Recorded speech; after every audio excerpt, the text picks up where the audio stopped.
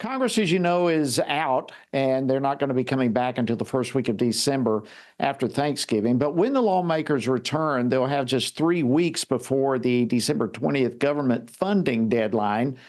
And so, where do things stand right now? And how might the funding battle unfold as we approach December 20th? Well, joining me now to discuss this is Congressman Michael Cloud.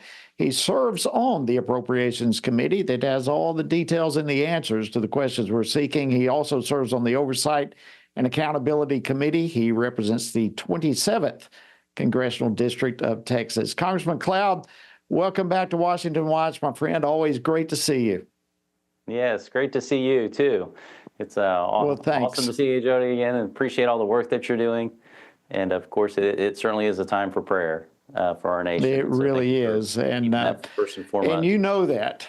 Michael's one of our representatives who also served in ministry prior to going to Congress and still is serving in ministry while in Congress. So thank you for that.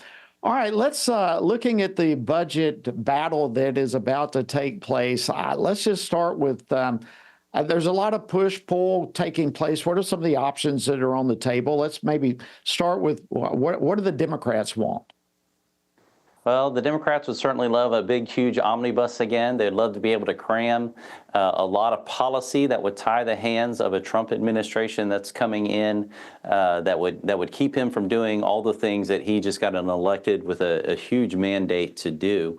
And so it's going to be important for us to, step one, make sure we do not go down the omnibus road. And so Speaker Johnson's has come out and said that an omnibus is going to be a non-starter, so that's a good first step. We also need to make sure that sometimes in the past we've seen where that omnibus bus gets just broken into two different votes and they call it a minibus, for example. Right. And of course, the omnibus for viewers who haven't heard that term before, it's just basically we're supposed to pass 12 spending bills that fund different sections of the government. And too often it's been the norm where that gets thrown into one big pot. It will have a CR that gets passed in September 30th that kind of kicks the can down the road to Christmas. And then Christmas Eve or very close to then, they pass this massive bill that no one's had a chance to read. And it's especially dangerous, again, in this particular situation where you have a lame duck Congress who would potentially try to tie the hands of the incoming president. So that's Absolutely. Step number one, is we got to avoid that. So what about on the other side of the aisle? What about Republicans? What are some of the options that they're debating? There's a few different options. Obviously, the best thing we could do is, if we were to pass those appropriation bills, just take them to the floor, send them to the Senate, work the process like it's supposed to be worked. You kind of, toward the end of the term, start to run into a clock management issue. And so some of the options on the table at this point are, one, first of all, the government funding runs out on December 20th. And so the question is do we do something before then? Can we do something before then? Can we get to an agreement between the House and Senate? If not, do we go into a shutdown for 2 weeks over Christmas and then Congress addresses this first thing when we come back in January? If not, there's the option of a CR, which continuing resolution, which would continue current funding just for a couple months to let the president get in, get sworn in, and whether that's 3 months, 9 months, there's some debate over the timing of that based on a number of the other things that need to happen those first 100 days and the like. So that's kind of where the discussion is right now on a lot of these things. And then there's other things that people are looking at that need to happen potentially in this lame duck session, from disaster bills to helping farmers to other things that are on the table, so to speak, that could get thrown into this or could be separated. All that's very in flux at the moment. Yeah, there's no doubt the omnibus thing, omnibus, minibus, any kind of bus this time of year when it comes to budget issues Right. in Washington is a frightful thing. What are you hearing from most of your colleagues? Does the CR seem to be the most favorable option?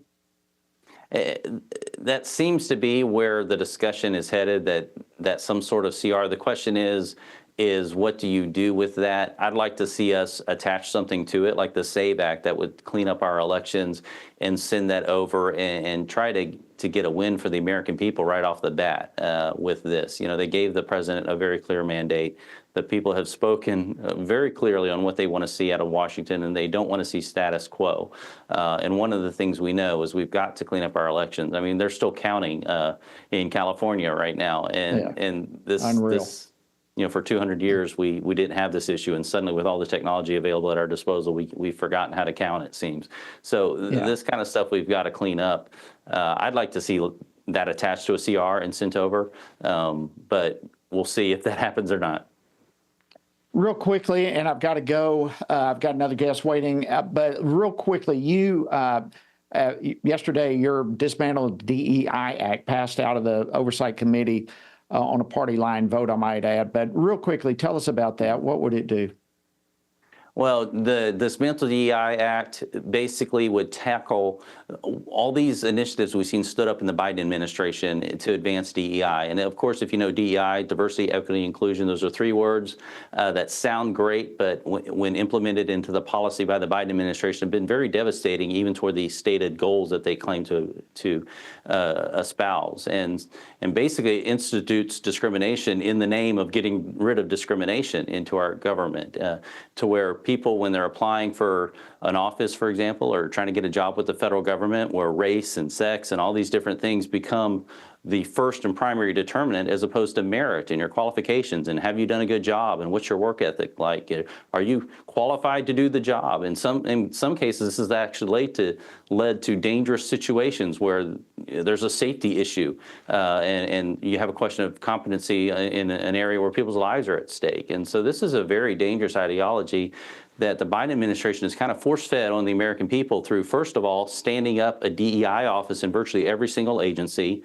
HHS is they have about 300 employees in this endeavor, and they're spending close to $40 million on this, and it's not producing anything for the American people. So it's a weight on the American people. So you have that, and then they would try to get it through the grant writing and then the contracting process as well, to force feed this through businesses, to require businesses to embrace this sort of ideology and to foist it upon their employees, or NGOs, for example, who are getting grants through the government. And so these are the main three areas that this bill tackles. It goes throughout the federal government, gets rid of those offices, prohibits that in the contracting and the grant writing process, and really gets us back to what we've known to be the American principle that are found in our Constitution and our Declaration of Independence, where we're looking at merit, we're looking at people's character, not the color of their skin.